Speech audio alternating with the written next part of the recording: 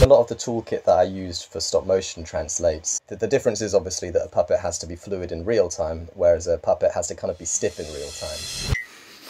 Welcome back to Puppeteers. I'm your host, Adam Kreutinger, and today we have our guest host, Zach Haumesser. Hello there. Welcome.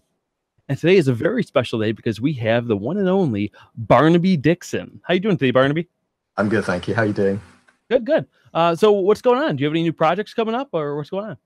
Yeah, I'm working on a few things at the moment. I'm building some new puppets and some new tools. I've been on a Netflix project quite recently as well. I don't think I can go into too many details on that, but that's been really fun.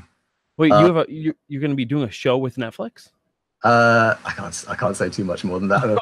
Okay. I'm doing something with Netflix, so that's cool. Oh my gosh, that's amazing! Wow, that's really cool. So a bunch of our audiences, I'm sure they've seen your work. It's gone viral on YouTube and many of the platforms. Well, what was that? How do you think it first became viral? What was that first moment that you noticed it starting to get picked up by places? Which was the first one?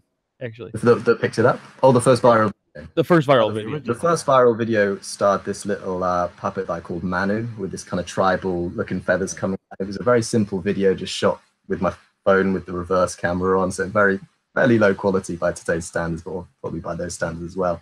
And the sound quality wasn't very good or anything like that. But there was a kind of intimacy to the performance or the demonstration that I think people really cottoned onto, and the fact perhaps that I hadn't obscured myself kind of made it very obvious to people that this is not CG, you know, so that I wasn't faking it, and that kind of maybe more, grassroots kind of novice approach to presenting actually helps in some ways, which is kind of funny. But that kind of YouTube is about that in a lot of ways. Mm-hmm.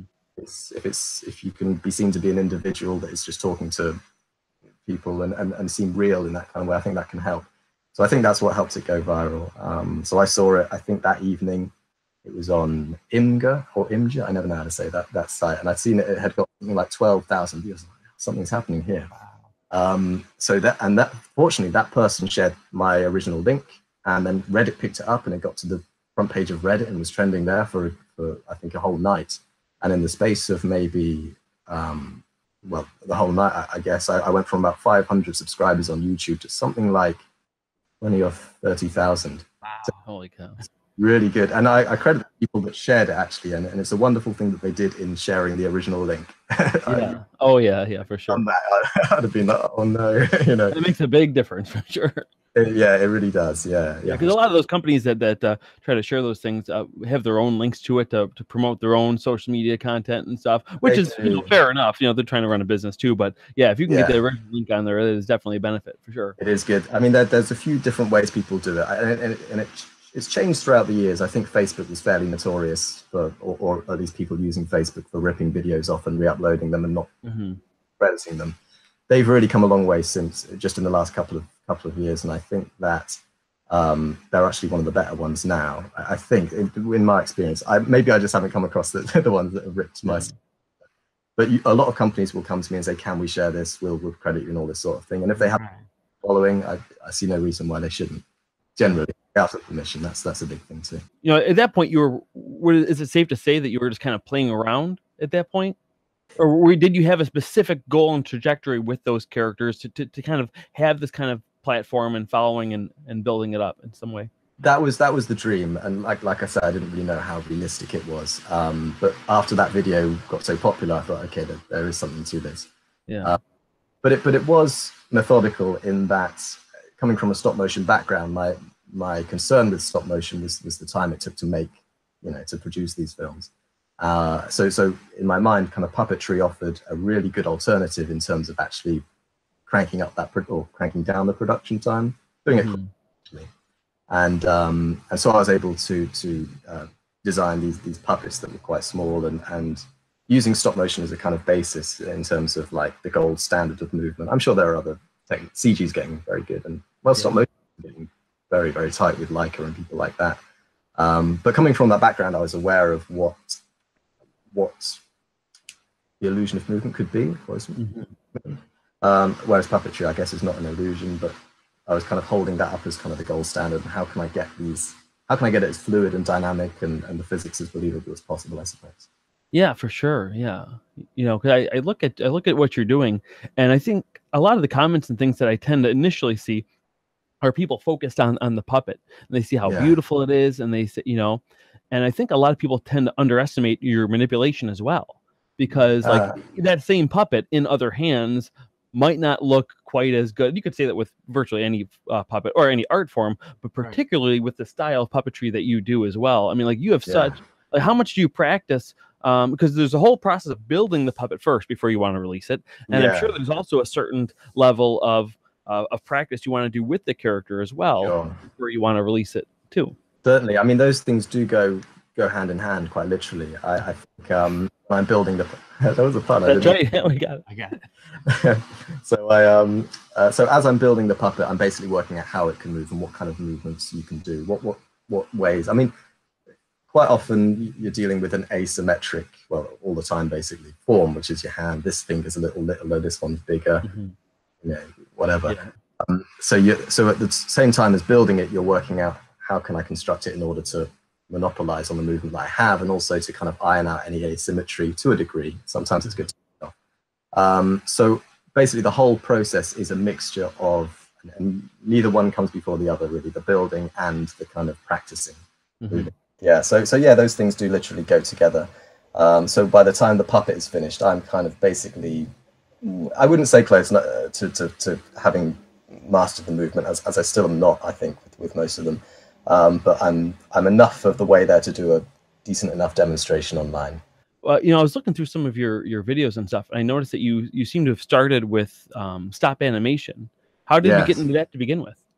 Well, I was lucky in a lot of ways, because this media center opened in my town when I was about 13 years old. So that's a good 15 or 16 years ago now. And I was lucky in that my parents always knew that I was interested in stop motion. Have you seen Aardman animation stuff, Wallace and Gromit stuff? I was really into that growing up. Yeah. They told me about this thing and signed me up for a course, all credit to them. And I went there, and I hardly left for about a good 5 years. And over the years, I was kind of messing around with claymation and that kind of thing. It's quite a simple way to get into stop motion, I think. So I was working there for about, like I say, about 5 years. Kind of dropped away for a little bit when I was about maybe 16, but then went back to it thinking like, this is something I really, really want to explore a bit more. So then made a bit more elaborate puppets, more metal work, using glasses hinges for elbows and things like that, a lot of soldering, and made quite an ambitious project around when I was late teens, something like that. Then studied animation in university, again focusing on stop motion. That's kind of my beginning. So you went to school for animation?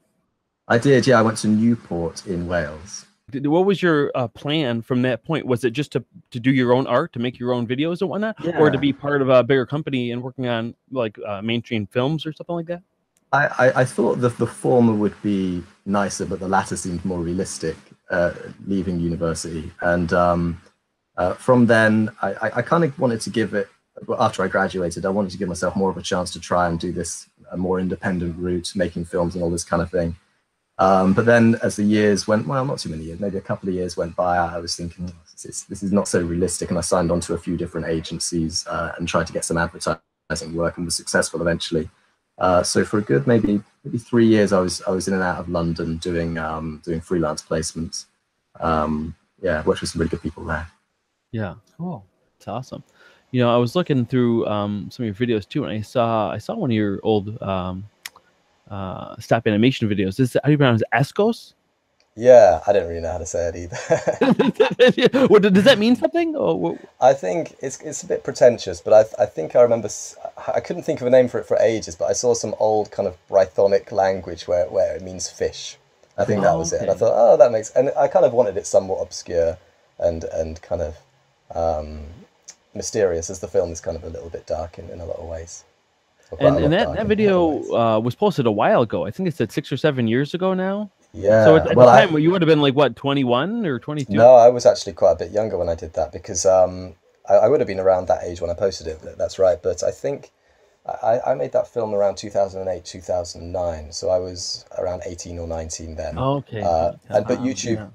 Oh, thank you. The YouTube quality wasn't really up to scratch at that point for me to upload it. So I kind of hung around a little bit thinking that the quality would, in terms of the upload resolution, So I hung around until I was able to get up there. I don't think I had a YouTube account at that point as well. And another thing is, and this can be tricky for animators, and I think this mentality is dying out in a way, which I think is a good thing, where you can't really put up and I think it's the same for films. You can't put up films online if you want them to go in festivals. Sometimes films like to have the premiere, and it's a little bit. I think there's been times when my films have been shared, even if the links are unlisted, and I kept them unlisted when really in hindsight I could have had something go somewhat viral beforehand had I just been like, screw the festivals, this is like thousands of people coming along, you know.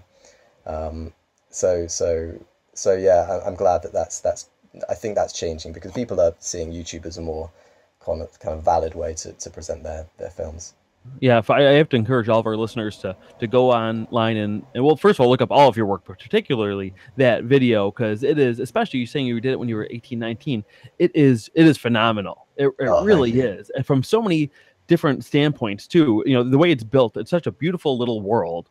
Yeah. And the way you shot it too. It's so cinematic, the way that you shot it. And like everything's in proportion. It is. I was really just blown away while I was watching. I was like, oh my gosh. And then like that alone is so impressive, on top of, you know, everything that you're doing now, which do you still see yourself going to do more stop animation as well? Or are you kind of getting away from that? I'm sure you'll go back to it at some point. Perhaps. I really love stop motion. I think I always will, but it's kind of like, again, the time that it takes. Once I've had a taste of puppetry and realised how much faster you can do things, part of you thinks there's no logical reason to go back, you know. And I'm sorry, someone's having a good time. So I think I wouldn't necessarily.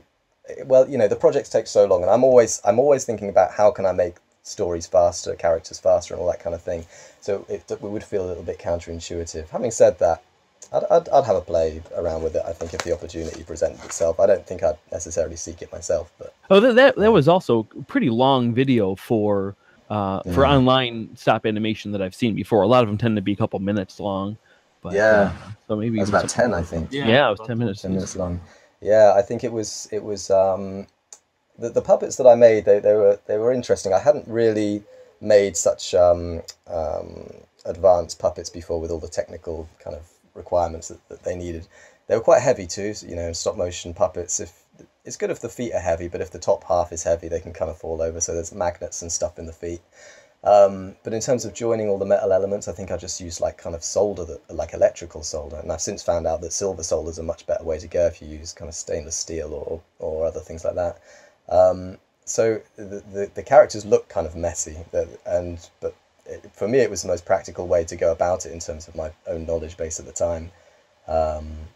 Yeah. Did I answer a question then, or did I just go off on one? I think so. Tangents are totally fine with us. Yeah, cool. Yeah, and it seems that like you keep trying like to push any art form that you're doing in many different ways. Like I saw like the human face one that you did, where it seemed like what was that little screen? Was that from like an Apple Watch or something? No, that was actually from a GoPro. So GoPro are kind of cool in that they I don't think they GoPro has screens too. Oh, you mean you took one apart?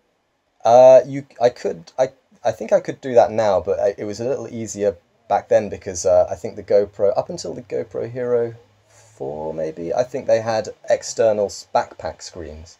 So something that basically plugs into that thing that you can also use to add a battery pack to it.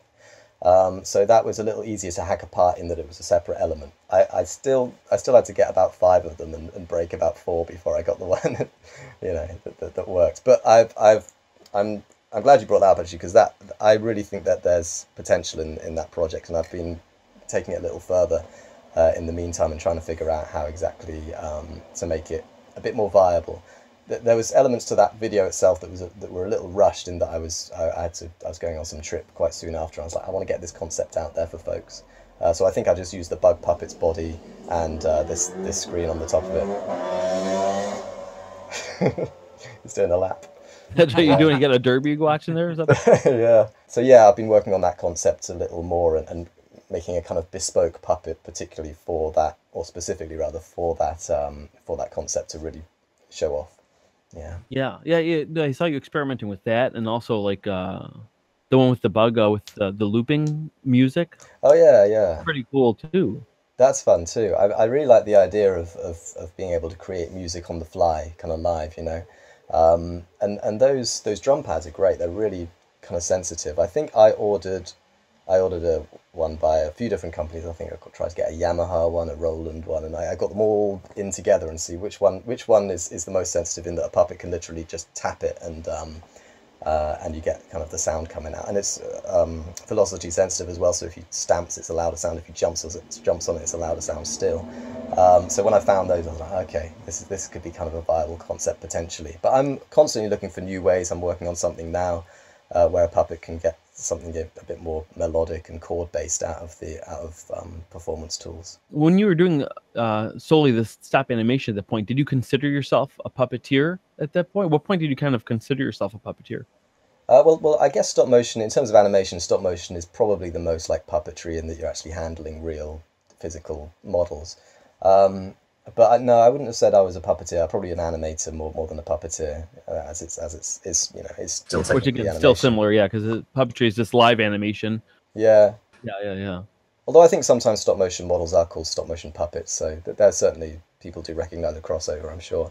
But no, I was an animator up until about 2015, I guess, and then kind of made the leap. Kind of, well, I say a leap. It was kind of slow. Some of the initial Dabchick videos were kind of a mix of stop motion and puppetry, and I had kind of like a time lapse setup almost, where the legs would be controlled by my hand within the puppet, and the head, which couldn't move in real time, was moved on one of those ball and socket joints that I mentioned before. So bit by bit, more of his elements became live actionable, and eventually he became fully live action, and I guess that's when I became a true puppeteer, maybe. Yeah, I think the first time I did see yours was the Manu puppet, which I Yep. saw, and I thought, well, this is really cool. And Yeah. then when I really started following you, I think was when I saw the dinosaur one.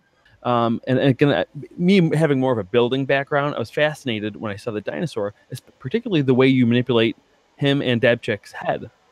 That was Yes. very fascinating. And I looked at those pieces, I freeze framed and I looked at it close up. I'm like, what is that stuff? And then I was thinking about it for a while. I was talking to my buddy, and it kind of looked like stop animation pieces. Is that kind of what the inspiration for that was? Yeah, I mean, a lot of the toolkit that I used for stop motion translates. There's a few different joints that can carry over. Some don't so much. I mean, the difference is obviously that a puppet has to be fluid in real time, whereas a puppet has to kind of be stiff in real time.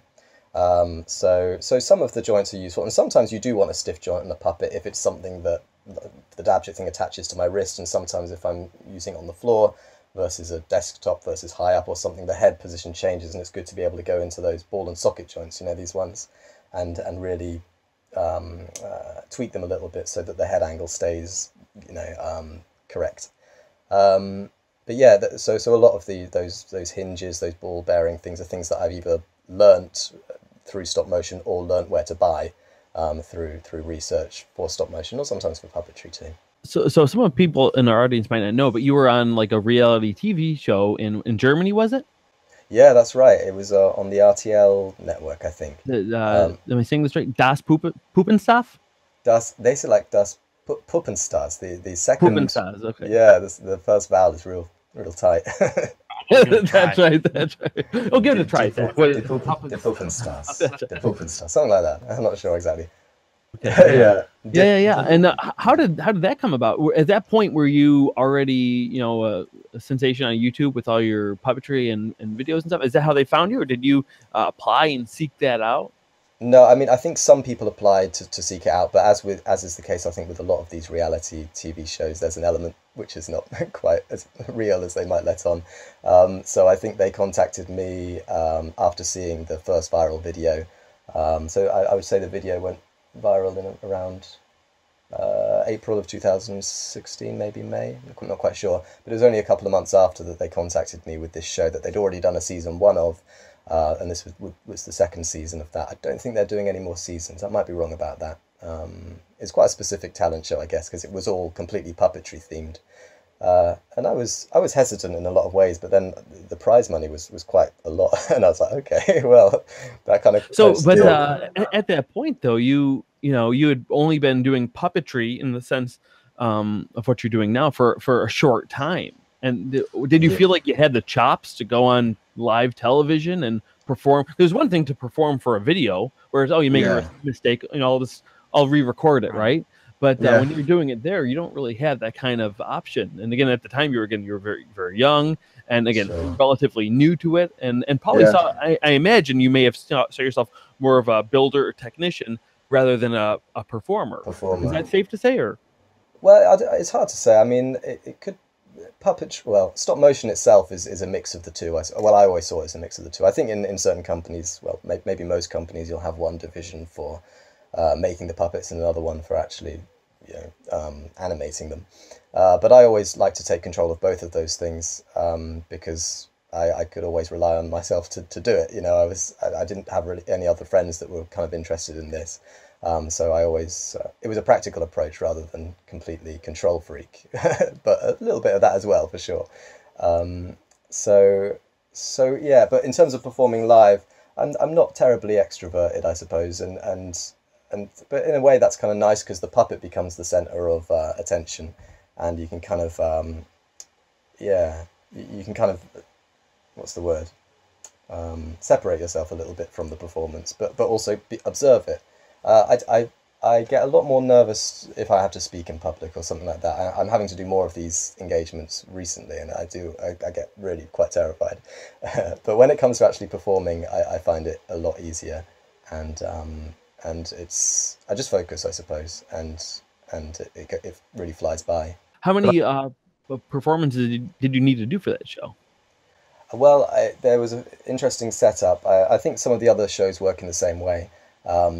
Where you go on the first episode, like a kind of not rehearsal, audition, and you then I think there's a few other rounds. So it's like for me, I only actually had to do 2 episodes because you can get something called a golden ticket, which I was fortunate enough to get the first round, so I could just go home and relax for a little bit. Some other people had to be in, I think, about 3 episodes. I'm not completely sure. But yeah, so only 2 performances for me. Yeah. And you won the show, right? Yeah. That's pretty exciting. Did anything extra come from that other than the prize? It's hard to know. I think, I don't think so. I don't think too many people saw the show outside of Germany. I think RTL is quite a popular network in Germany, so I think a fair few people saw it there.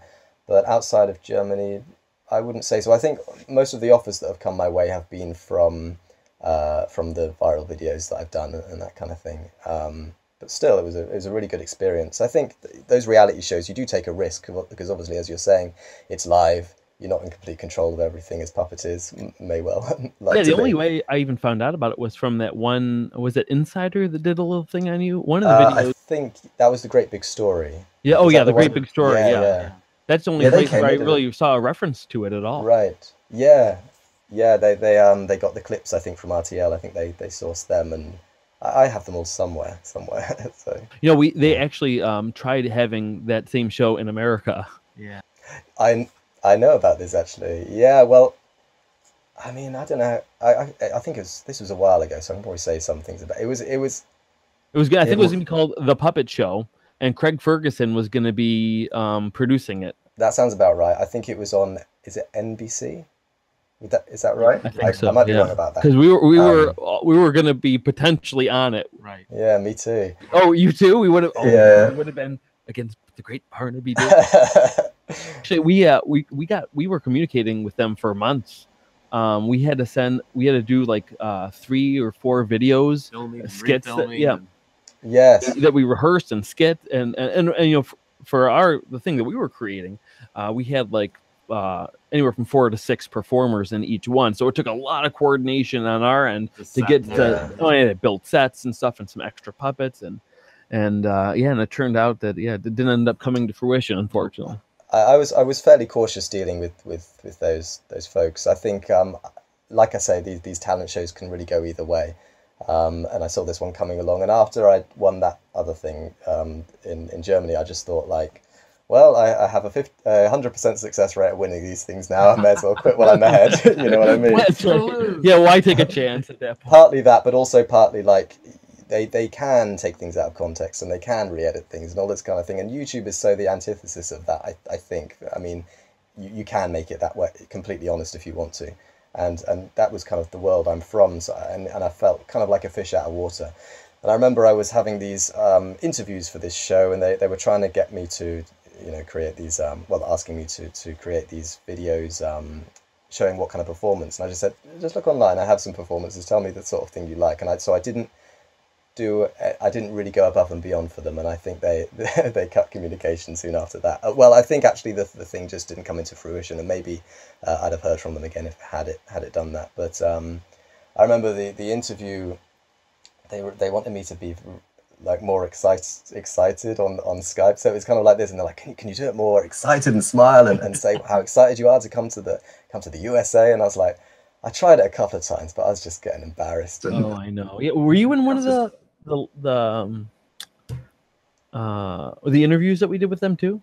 Yeah, I was. Yeah. We get a whole bunch of the guys in and do one of those interviews. Yeah, one thing that I was surprised when we finally got the message from them saying that, hey, this isn't happening. At that point, like, we didn't even realize there was a chance that it wasn't happening. Apparently, what they were doing is taking the content they were selling, that they were making, that we thought were like audition pieces. They were using it to pitch the show still.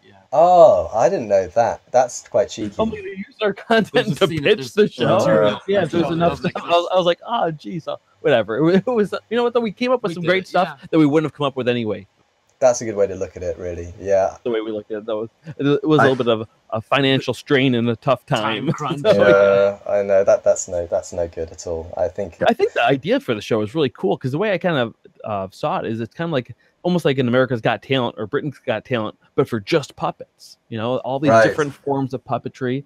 There might be a small audience for that, a very niche audience, but I think it's interesting. I found it interesting. Yeah. When I went to the German one, I mean, I was fairly new to the puppetry world. I'd only really been doing puppetry for about a year, I think. So I got to see a whole load of different styles and things like that, and different scales as well. You know, of course, I work very small, but I think they had these Romanian guys that worked with full-size puppets in terms of human scale. And these folks had an awful time getting it on the plane and all this kind of thing. I think they had this human puppet folded up into a box, and I think security was like, is this a corpse? so I think they got, especially nowadays. Yeah, it's tough. And Zach, you would know that, right? Have you ever seen that being a flight attendant? Just a folded up puppet body in the. No, I haven't seen that yet. Not yet, anyway. What's like the strangest thing you've ever seen? Nothing too out of the ordinary yet. Nothing too out of the ordinary. He's only a couple years in. That's good. Oh, that's right. Yeah, you're the probably strangest thing people see in the plane rather than other things. That's right. That's so cool. Well, that's for me. It's really a blessing working with such small puppets, because I could get some in my pocket and get on the plane and it's fine. Sometimes they'll take a little mini screwdriver off me, but I can get another one and that's okay. But you know, these puppets take months to develop. I mean, the build process, if I'd already made one and I make another one, like the second dab chick took a lot less time than the first one, but at the same time it's still a month or so, and there's a lot of research and development that goes into all of these things that really bumps up the production time. So if you're taking multiple puppets on the plane that you've spent, you know, collectively about a year developing, I always get very scared. Yeah. And I make sure they go on hand luggage, and if they ever say, you know, sometimes they overbook, you know, and they want to get your hand luggage and the hold luggage, I hold onto my puppets and I jam them in my pockets or something like that. I don't take the risk because it's just not worth it. So now that you have such a large audience, you find a lot of pressure on creating stuff now before you release it, or even producing enough content? I think all YouTubers do to a degree. I think I'm fortunate. I have a very kind of understanding audience, and I think when they see me come out with a new puppet, kind of the time that I was away to create it is forgiven. I make it known that it does take a very long time to create these things, and you know, and people ask for tutorials and things like that, but again, that would bump up the production time by a long stretch. And also, I do a lot of back and forth in terms of making something and I'll scrap that bit, and if I'd taken the time to film that, you know, there'd be a lot. I mean, I'd only use like 0.2% of the footage that I actually shoot, and it again bump up the production time by perhaps a month or so, and I just prefer to get it done and get it out there. Yeah. Yeah, because I saw that you started a Patreon as well. Yeah, I started Patreon's. It seems like a great thing actually. I think I started that. I think it was a commenter suggested I get on this platform, and it's a great way to earn money from doing puppetry. Are you on Patreon too? I am not. No. Yeah, I mean, there's no harm in having one kind of set up in case something goes viral or something like that. So you can direct people to support you or ask them nicely. Yeah. That's right. Yeah. Yeah, Patreon I think is good. I think I'm planning a trip to the US in a couple of weeks' time, and I might swing by their building. I think it's either in LA or San Francisco, or maybe somewhere in the middle. I'm not quite sure, but I think San Francisco actually. Oh, you're going to the maybe West I'll swing Coast, by. huh? Oh, nice. Well, what's Yes. bringing you there? Is that your secret thing that you can't talk about quite yet? No, that's okay. I can talk about that. So I think about it was about. I think I can talk about it. Yeah, let's try. Oh, talk about it. Yeah, sure. So after I think it was not the dinosaur video. No, the bug puppet video. That was this is going to seem terribly kind of name droppy, but J.J. Abrams saw that and reached out to me. So I had a Skype session with him after, and then he got me out to Bad Robot for I think a couple of months towards the end of last year. And there was talk of, perhaps going on Star Wars and that kind of thing, having some puppetry element there. It fell through, unfortunately, but it was no one's fault, really. I think I came on a little bit after. This would have been, I think, episode 9. And the script was very much kind of put together. And I think it would have been a bit too much shoehorning for them to get me in there. But wait, have you in one of the Star Wars movies as a person? No, I have a puppet. Yeah, that would have been a Oh, I see. Yeah. Oh, I see. Okay. Okay, like, I yeah. was like, oh, okay, I got it. like the little pogs or whatever. Yeah. Something. Important. Whatever. Yeah. Pog. I think they do a lot of those things in Pinewood, I think. So that's in the UK. So that would have been nice too. But it would have been a hell of a commitment as well. I think I'd have been there for a long time. And in all honesty, I love to collaborate, but I don't like to do it for too long. I like to get back to my own stuff and work on that. That's the place I'm most comfortable, but also I think the place where I do the best work. How did he contact those, you? Was it through Twitter or? He tried a few different ways. The thing is, he contacted me during one of the viral videos, going nuts. Like, how did you make sure it was him? Did you think it was just someone else with a? Oh, they probably had the check mark or something, right? Well, when you see him when he Skypes with you, you can be sure. But certainly, I was not sure to start with. I think I think they messaged me on Instagram. Like I said, I don't use it too much, and I hadn't seen the message. I didn't really know there was a messaging function, and so eventually they got hold of me, and quite soon after we had the Skype thing, then I knew it was legit. And like I went over there for a couple of months, and it was really good. Weather's great over in LA. Weather's great here now. So they wanted you to do puppetry for one of their monster characters or something. Is that what? I think we had a few chats with the guys about what it could potentially be, and there was a few different ideas flying around. But I don't know. Perhaps I'll be involved in some films later on if the issue was, that the script was just a bit too finalized. So maybe I shouldn't say quite yet. We'll see how it goes.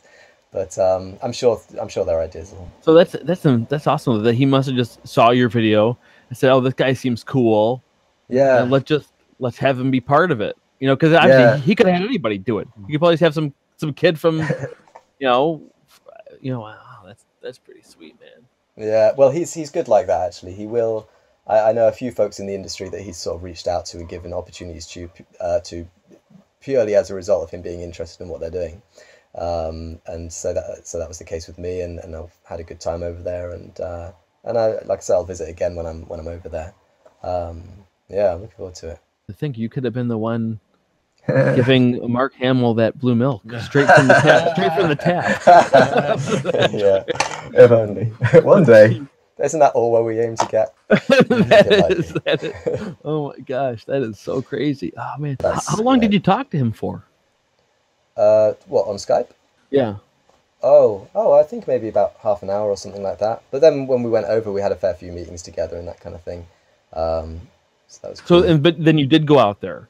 Yeah, I was there for a couple of. Oh yes. I must have misunderstood. I thought you said you had the Skype interview with him, and then it didn't come to fruition.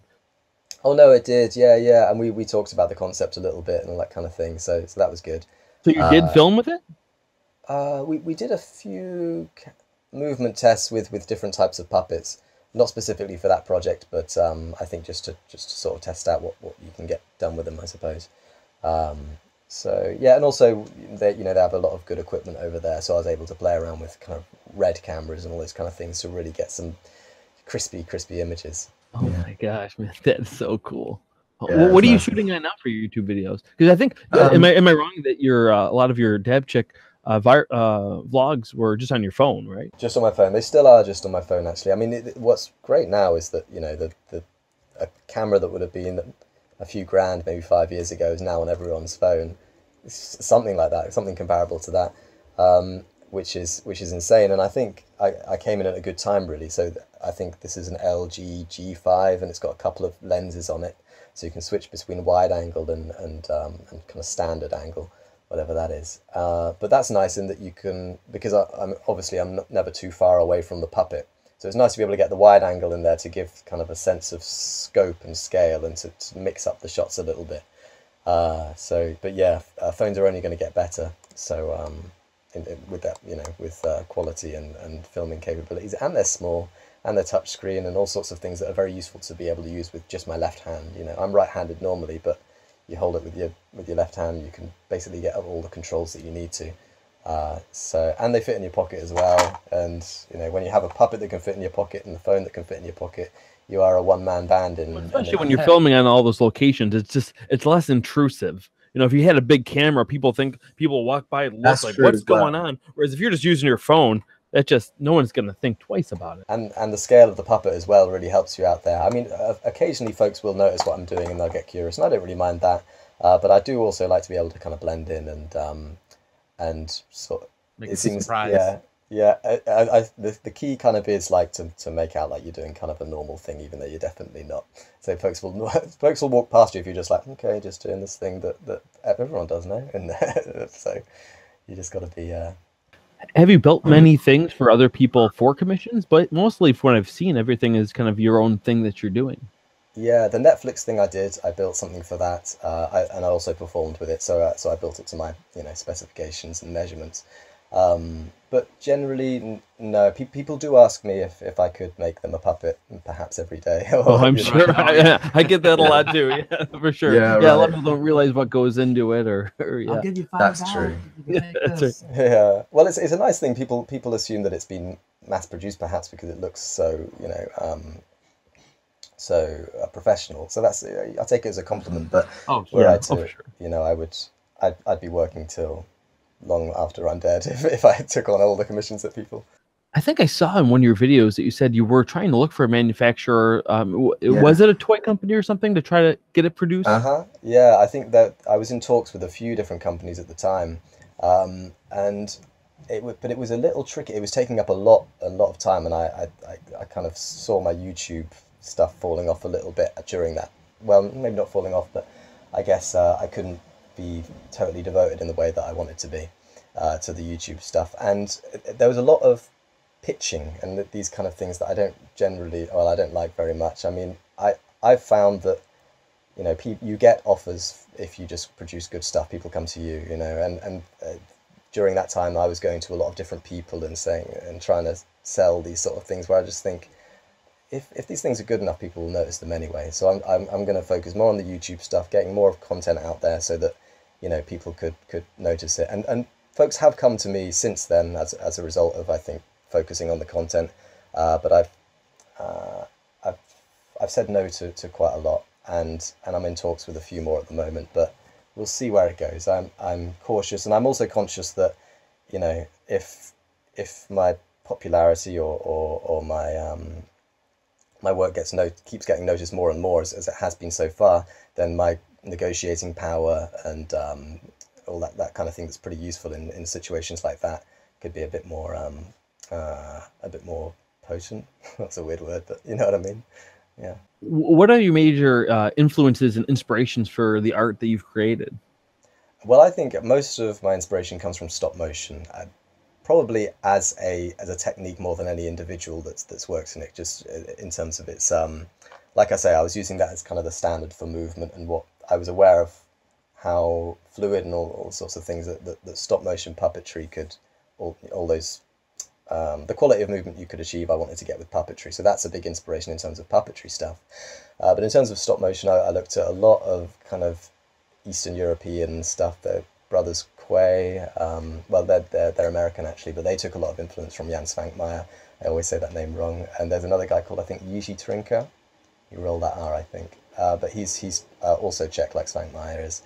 And I just like the kind of darkness of their films, and you know, animation to the Western world is, I guess, a bit, generally perhaps a bit more cartoony, a bit more positive, a bit more for kids, I suppose. And those films they took it to a level that I hadn't seen, and in a way that was popular over there, and fascinating and something different. And so that's what, and the film that we've talked about at the beginning, the one that I made many years ago, that took a lot of influence from those kind of Eastern European animators, from like maybe the 50s, late 50s through to kind of the 80s perhaps. Do you ever work with any other performers or builders that help you out with anything, or even from a filming standpoint? No, sometimes I'll get my sister to hold the camera for something if it's required. That's right. that helps out. Yeah, I know you're like a Renaissance man. You do a little bit of anything, because like, again, your cinematography is amazing. It's really nice. Beautiful. Obviously, your puppet building, your performance, but even as a musician as well. Cheers, thank you. Have you been doing that your whole life, playing? I've played guitar from the age of about, I think, 13 or 14. I picked up probably this one actually. Many years ago, and I really just kept playing it. I picked it up, I think when I was about 13, and just I was really interested in fingerstyle playing.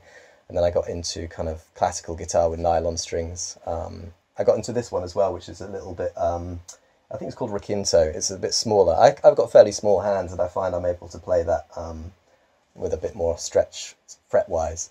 But I really enjoy playing music. And through the years, I've experimented with more. You know, I've practiced singing a little bit, and I've practiced, I picked up this thing as well, as featured in a Dabchick episode not too long ago. What is it? This is called an omnichord, and I think this one's from 1983. So it's not. It is actually. Yeah, I was going to say so a long time ago, but I'm glad I stopped myself.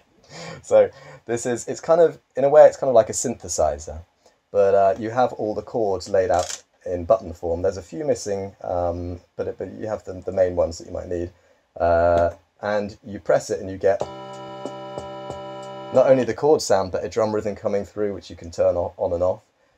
So I think that would be without the rhythm.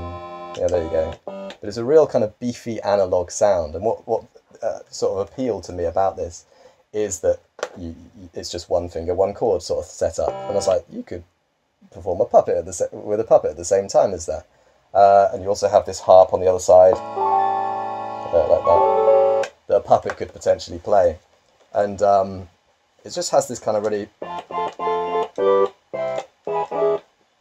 you know, I like it a lot. And it was just a few months ago I picked this up, but I really see the potential of something like this. And I found quite recently a MIDI version. Do you know MIDI music much? No. MIDI is like, I might explain this terribly because I'm fairly new to this as well, but it's kind of like a digital music sort of thing. And most synthesizers have a MIDI input or output. So you can then plug it into an external synthesizer, and pretty much any synthesizer you want, so long as it takes MIDI. So for example, if this had MIDI output, you could press this, and instead of actual sound being produced, you could take it to any synthesizer, realistic, you know, ambient, all different. You get a whole kind of catalogue of sounds then that no one instrument could perhaps produce in itself. So yeah, since then I've been playing around with this one that was made by a guy called Jason Hotchkiss, who's also from the UK actually. I think he's based in Brighton or Blackpool. I get those two muddled up. But I've made this case for this thing here, you see. And it has all the buttons, all the chords laid out here, and it has, there we go, MIDI output there. So you plug this into a synthesizer and create a keyboard also of some description, and you have something that can create a whole wide range of sounds and only really takes one finger, you know, to operate. So that's something I'm really exploring in terms of kind of musical production, live musical production with puppets. So like what's kind of like one of the next steps you think, as far as like if you could pick something on your own, like what do you see your future career being? Do you see yourself kind of making your art in this kind of way, being part of a bigger company, starting your own big company, as far as film production or production of puppetry or products? I see the kind of philosophy that I have at the moment as being pretty useful, and I don't think I'd abandon it for too much. I think, or at least for too long, whereby, you know, by staying kind of small, you're fairly light, and in terms of, you know, I see other companies sometimes, and it just seems sometimes there can be too many cooks in the kitchen, that kind of thing, and maybe some people aren't as into it as other folks, and this kind of thing. And I know that if I'm the only person working on it, I will be 100% into it. And, you know, the more people you bring in, the more chance you'll have some person that isn't 100% and bring that percentage down. And since I can kind of do a lot of the production elements, there's some things I'd love to learn how to do, for example, 3D printing, which I think would be great to kind of experiment with, and that could really make the puppet production a lot quicker, especially if I'm recreating one I've already made. But for myself, I think YouTube in a way spoils you, but in kind of a good way. You don't have to deal with a lot of other things, a lot of kind of politics or what's the word, like accounting and bureaucracy that you might have to deal with in a company. And like I say, I do love to collaborate. I do like to go into visit other companies, and working at Bad Robot was a really good experience. But there's like, yeah, we are kind of spoiled as YouTubers, but in a way that I think is helpful and good. You know, we are responsible for the content that we create, and we can never fall back on someone else to sort of save us, but also to what would be the word? Yeah, it's very purely individualistic, I suppose. So you can really, but in a good way. It's hard to explain, I suppose. But I like my approach currently, and I think I'd like to continue in the way that I'm doing. I'm innovating within puppetry still. So as long as I'm doing that, I think I'll be happy. How long do you think you'll be doing these dab check vlogs? I've taken a little break from that while I've worked on other things. But I'll say when I watched the first one in its entirety of the vlog, I was surprised by what I saw a little bit, because you see this cute little bird character, and then it's I don't know, how do you explain the character of Dab Check? That's a tricky one. I think it's evolved, certainly. I think on the early episodes he was a bit more kind of naive and was trying to interpret the world, and now I think he's got a fairly strong grasp on the world, or he thinks he does, I think. And there's a certain arrogance that comes with that self-belief and self-assurance, and I think that's kind of comical. Yeah. Oh, it's definitely very funny. I guess when I first saw it, you know, you see this cute little character, you expect it to be something more for like almost like kids, or at least like family entertainment, which some of the content I wouldn't necessarily put in that category. I've been thinking of making it more kind of family friendly. There's only a few moments really that, I mean, within each maybe in most episodes, that you think, oh gosh, I'm not quite sure about that. Some of the more family friendly ones have been the most popular as well, with the exception of the one with there's a cat doing something at the end of a certain. You haven't seen? Okay, if you've not, it was one of the more popular ones, so I thought you might have done. But it's yeah, something happens with a cat does something at the end of a video, which was I was filming the cat at the same time. I was like, this is a good punchline for something if I can formulate the episode around it to a degree. The cat takes a dump on film. That's essentially what happens, and the angle is pretty close up. So yeah. But having said that, one of the more popular episodes, so you never know. If that's what the people want, give the people what they want, right? That's right. More cat jumps. Well, you know, our show is called Puppeteers, and the inspiration for that is, you know, a lot of people think puppetry is all fun and think it's cutesy, you know, but behind the scenes, you know, things can go wrong. And I think actually the story you're just telling kind of relates to that in a way. Can you tell us about a time where something maybe didn't go quite as you expected? I feel really lucky, actually. I think I've semi stumbled, but semi been conscious about getting creating work that kind of resonates with people, and as a result, people share it, and you know, you get viral videos from that, and I think Yeah, I don't see anything as being not really overly positive. You know, everything seems has gone really well. And So far, it's coming. You're up. there you go. You're up for Well, hit me up in like 10 years and we'll see what's gone terribly wrong. I'll share that with you. Well, I think, well, I mean, for example, coming from animation, that's a pretty tricky industry in that it's quite niche, especially stop motion. And there were times when I'd be working for kind of advertising agencies, and you're getting pitches together and all those sorts of things, and then they go with a different company, even though that you spent ages and ages getting this pitch together, and that could be pretty damn demoralizing. You know, if you're up all night getting this thing, it's like you just think, well, if I spend all night on this, they're bound to pick it up, you know. But it's not always the case, because those people are also pretty damn desperate, and they might spend 2 nights doing it. So, and then of course for a pitch you don't get paid for it as well, so you don't even have a little bit of pocket money out of it. So that would give you puppet tears, but stop motion puppet tears, I suppose. Sure. Yeah. Do you have anything you just want to say to what would you say to your audience now, or people listening? Any advice? Or I suppose just be open-minded with puppetry. I mean, I think it can be so many more things than it is at the moment. You know what I mean? It could develop in all sorts of different directions, and it is a very viable form of entertainment. And in terms of production, it's fast as well. So I think just keep an eye out for puppetry, I suppose. I think it could come on the rise again, or be on the rise again. I mean, it had sort of a surge, didn't it, around that sort of Henson era, and I think it's overdue for another one, really. And it's certainly not a charity case of an art form, really. It's not. It's viable, like I say, in production time, and in terms of one individual being able to create and be in control of every element, which is very useful for YouTube, very, very useful for kind of people that are starting out on YouTube, thinking, how am I going to create videos quickly? How can I express myself in a way? Maybe I'm a little bit shy. Maybe I can use something external to express these ideas or stories or narratives or all these sorts of things. Yeah, so I think just look out for puppetry. you don't have a little guy or something you can show us? Oh yeah, I got loads. Which one would you like to see? Whatever you fancy. Let's go with the latest one. So this is this glowing aardvark type thing. I said in the video I'm not sure what it is, and I'm still not really. Have you seen this one yet, Zach? I have not. Yeah. You just released this one like what, 2 weeks ago or so? Yeah, maybe 2 or 3, something like that. So I'll show you it going on actually, because that's kind of an interesting thing too. So I haven't done this for a while. That goes on like that. I think that one goes on there. But this is kind of a compared to a lot of the concepts I do, kind of a basic one. You know, that I got a lot of comments saying like, "Oh, I used to do this in school. There used to be a dinosaur on my desk and all that kind of." And I used to do the same actually. So there's a lot of I think parallel thinking when it comes to this concept. But I thought, what can I do with this? You know, and how can I make it a bit more dynamic, or take it just to that, you know, that next level. So there's a few.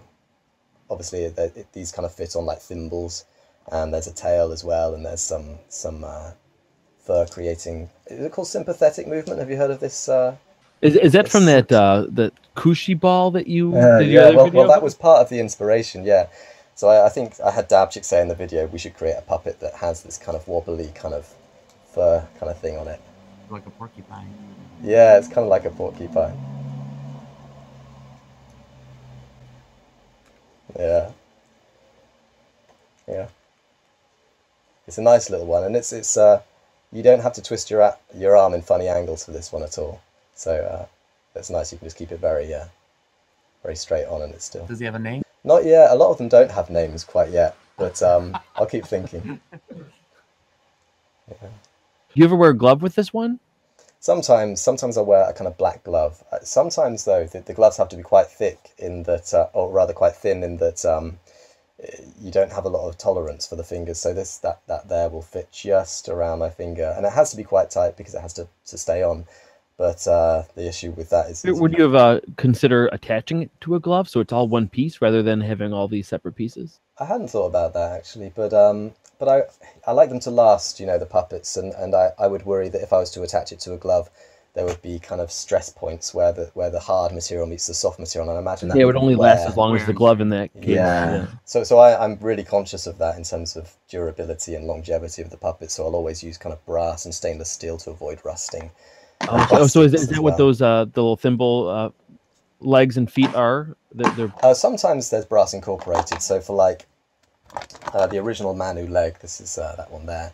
That has brass plating, but inside I think I put resin so that it was a bit more forgiving, because brass can really cut. I remember some of the early iterations would would simply have just the brass, and before I lined it with this rather expensive liner, I had to do a lot of tests with just the brass, and I remember cutting my hand to shreds for that bit. But I don't use that anymore. I use this type of plastic that's super lightweight as well. That makes a difference, you know, the light. And it makes a difference for larger puppets more so, but it does make a difference for small puppets too. You know, keeping things light is a good idea wherever possible. Yeah, well, one of my favorite videos of yours too is you did hit us one behind the scenes video of I think it was the first time you were showing the hand moving. Oh right, yeah, with the springs and stuff. Yeah, and the way you came up with putting the spring inside of the silicone tube to cut down on the friction. Yeah, that was really wild. That's really what's the return on that? Is the return on the guy's back, the spring? Shoulder, yeah. So there's two levers. So there's on no the actual shoulder. spring inside the hand that acts as a return. No, there's not. Although the hand has silicone fingers, so there's a little bit of spring just. Oh yeah, in the natural. Yeah. So that can certainly help. But there's springs in the back as well, which help it return. But yeah, the spring, that was kind of a breakthrough really, because I tried to use a lot of different tubes to see which one would work, and I tried some plastic ones, thinking they'd be a bit more.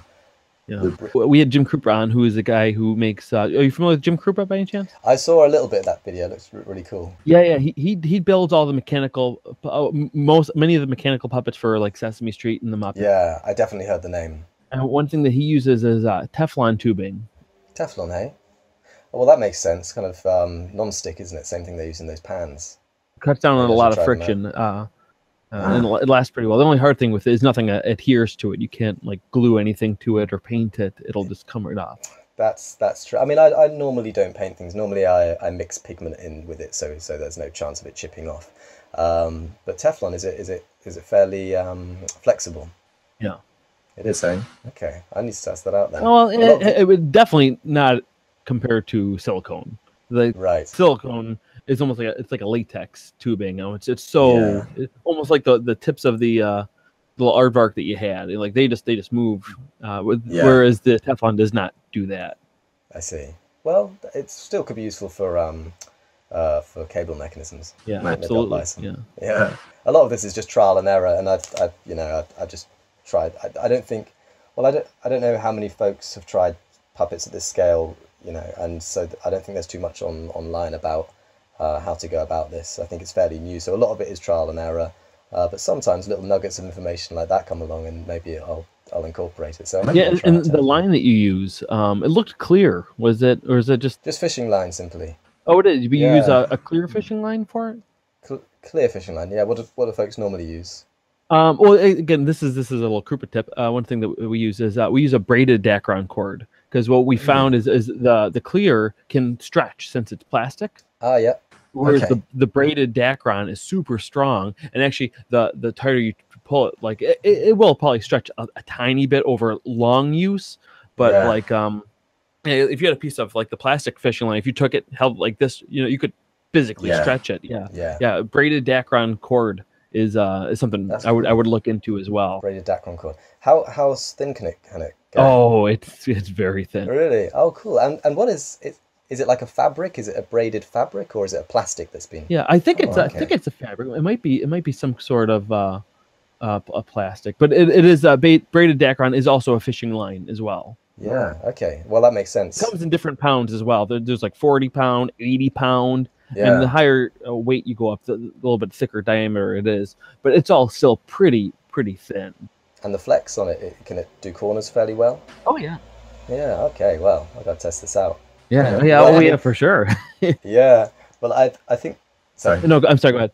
I was just going to say, I think there's a difference. I mean, does he normally create large puppets or kind of fully Well, actually, most of the mechanical ones that he makes are smaller. If it's just an element of it, of a bigger puppet, for example, like a puppet like Gonzo with blinking eyes, like just the eyes are obviously mechanized, but you have a smaller character like something like Rizzo the Rat. That entire character is mechanized. So yeah, he built super tiny ones, but he also does do some bigger ones as well. Yeah, I think working at a small scale, you can get away with a little bit of stretch, maybe a bit more. there's You know, I usually less think force you behind it. should go to the O'Neill one year. Are you What's that, familiar with the- Eugene the O'Neill O'Neill? Theater Center? No, I don't know. Wait, is that in New York? Connecticut. Connecticut, okay. Is that kind of in the middle of the States? I got no idea, I'm afraid. We'll get you hooked up. We Yeah, know the person super. to talk to for sure. Yeah. Alrighty. You'll enjoy it there. Cool. Oh yeah. Cool. That's all. Yeah, because actually Jim teaches a class there on mechanisms. Oh, awesome. Yeah, every year for the last, I think, 15 years or so, he's been doing it. Yeah, I was lucky Yeah. enough to meet him there and take the class and become friends with him. So, oh yeah. Awesome. No, You don't great. do you have your Raptor with you by any chance? Yeah, I do. The Raptor is a little bit.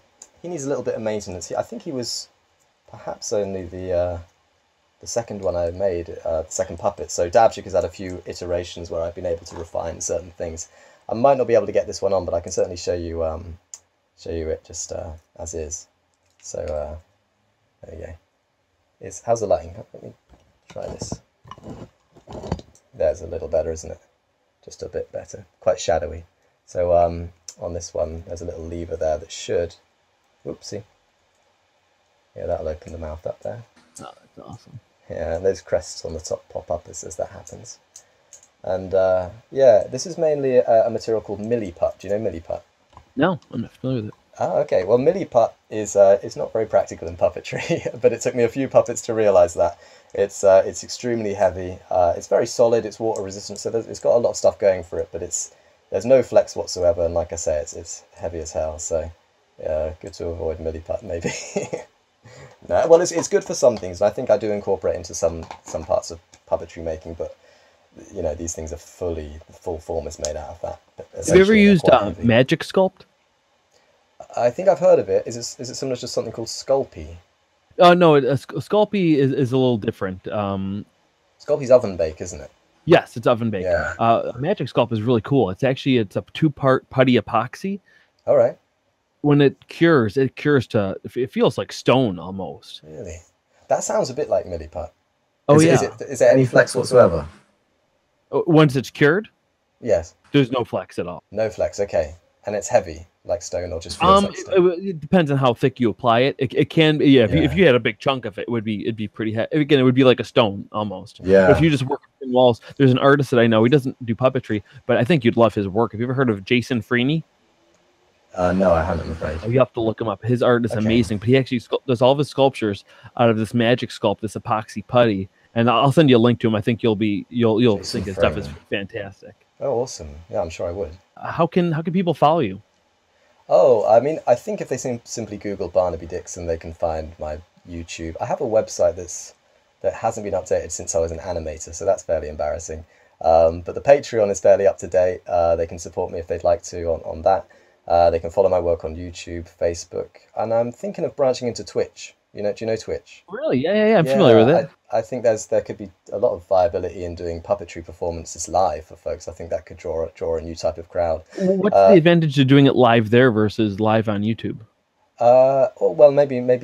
Well, I think it's more of an established platform for live stuff than YouTube perhaps is. I'm not completely sure about that. I'm sure that YouTube are keen on branching into live, and they're fairly, but I think it's fairly early days for them comparatively to Twitch. So I imagine if there's issues, Twitch would have ironed things out. And it's, I mean, the Let's Players are having a great time with Twitch, and I think they're able to earn kind of good money on that thing. I think it's fairly donation based as well. Maybe, I'm not completely sure, but I think there's certainly an appeal to live stuff over pre-recorded stuff, in that people are absolutely sure that I mean, you may have rehearsed it, but it's one take. So I think to branch into that would be a really good idea. And a lot of these instruments that I'm making that a puppet could potentially play, or at least perform alongside while I'm playing them, could translate really well to a forum like that. So that's kind of where my attention is at the moment. That's awesome. So yeah, as a result of that, I should plug my Twitch thing. If I could remember the name of it. I guess if you type in Barnaby Dixon Twitch on Google, I'm sure you'd find it. So okay, so you can get your Twitch, your YouTube, your Twitter, Instagram. Are you? I am. I don't post on there too often, but yes, people are certainly welcome to follow me. I think again, if people just type in Barnaby Dixon Instagram, then they'll find it. Yeah. Perfect. I just think so. I hope so. Well, thanks so much for your time, Barnaby. We'll definitely be keeping our eye on you, and hopefully we'll have you back on in the future. If you ever want to That'd be come great. back on and plug something else that's coming on, or if you want to talk about something else you're working on, we'd love to have you. No, thank you. I We're appreciate the definitely going to opportunity. try everything we can to get you into the O'Neill. I think you'll. Oh, cool. All right. Either coming and doing a demonstration, a class, or even if you come as a participant, I think you will have the time of your life. Well, like I say, I'm really keen to do more live stuff, and that's live stuff in the flesh is just as good or better, perhaps. Yeah, for sure. All right. Yeah, so Really keen. Well, thanks a lot, Barnaby. Thanks for having me. All the best. Thanks, bud. Bye for now. Bye.